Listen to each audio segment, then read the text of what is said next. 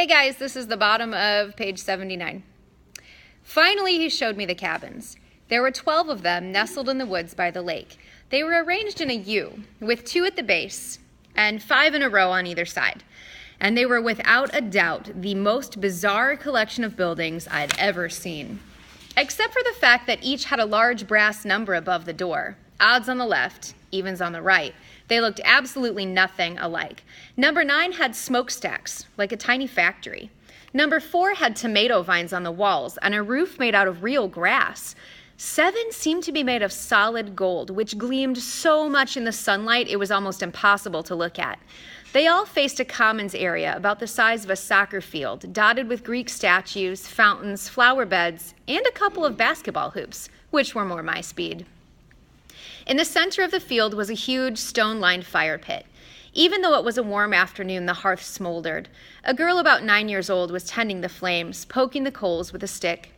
The pair of cabins at the head of the field, numbers 1 and 2, looked like his and hers mausoleums, big white marble boxes with heavy columns in front. Cabin 1 was the biggest and bulkiest of the 12. Its polished bronze doors shimmered like a hologram, so that from different angles lightning bolts seemed to streak across them. Cabin 2 was more graceful somehow, with slimmer columns garlanded with pomegranates and flowers. The walls were carved with images of peacocks. Zeus and Hera, I guessed. Correct, Chiron said. Their cabins look empty. Several of the cabins are, that's true. No one ever stays in 1 or 2. Okay, so each cabin had a different god, like a mascot. 12 cabins for the 12 Olympians, but why would some be empty? I stopped in front of the first cabin on the left, cabin 3. It wasn't high and mighty like cabin 1, but long and low and solid. The outer walls were of rough gray stone, studded with pieces of seashell and coral, as if the slabs had been hewn straight from the bottom of the ocean floor. I peeked inside the doorway, and Chiron said, "Oh, I wouldn't do that." Before he could pull me back, I caught the salty scent of the interior, like the wind on the shore at Montauk. The interior walls glowed like abalone.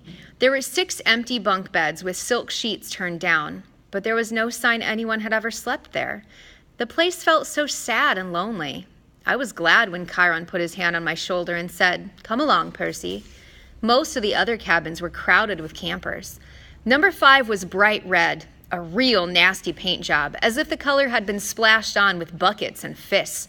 The roof was lined with barbed wire. A stuffed wild boar's head hung over the doorway, and its eyes seemed to follow me.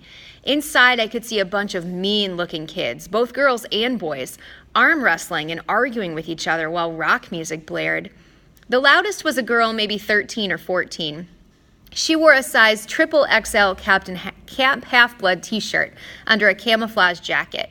She zeroed in on me and gave me an evil sneer. She reminded me of Nancy Bobofit, though the camper girl was much bigger and tougher looking, and her hair was long and stringy and brown instead of red. I kept walking, trying to stay clear of Chiron's hooves. "We haven't seen any other centaurs," I observed. "No," said Chiron sadly. "My kinsmen are a wild and barbaric folk, I'm afraid. You might encounter them in the wilderness or at major sporting events, but you won't see any here. You said your name was Chiron. Are you really," he smiled down at me, "the Chiron from the stories? Trainer of Hercules and all that?" "Yes, Percy, I am." "But shouldn't you be dead?" Chiron paused as if the question intrigued him. "I honestly don't know about should be. The truth is I can't be dead. You see, eons ago the gods granted my wish. I could continue the work I loved. I could be a teacher of heroes as long as humanity needed me. I gained much from that wish, and I gave up much. But I'm still here, so I can only assume I'm still needed. I thought about being a teacher for 3,000 years. It wouldn't have made my top 10 list of things to wish for. Doesn't it ever get boring?" No, he said, horribly depressing at times, but never boring." "Why depressing?" Chiron seemed to turn hard of hearing again. "Oh, look," he said, "Annabeth is waiting for us." The blonde girl I'd met at the big house was reading a book in front of the last cabin on the left, number 11. When we reached her, she looked me over critically, like she was still thinking about how much I drooled. I tried to see what she was reading, but I couldn't make out the title. I thought my dyslexia was acting up. Then I realized the title wasn't even in English. The letters looked Greek to me. I mean, literally, Greek. There were pictures of temples and statues and different kinds of columns, like those in the architecture book.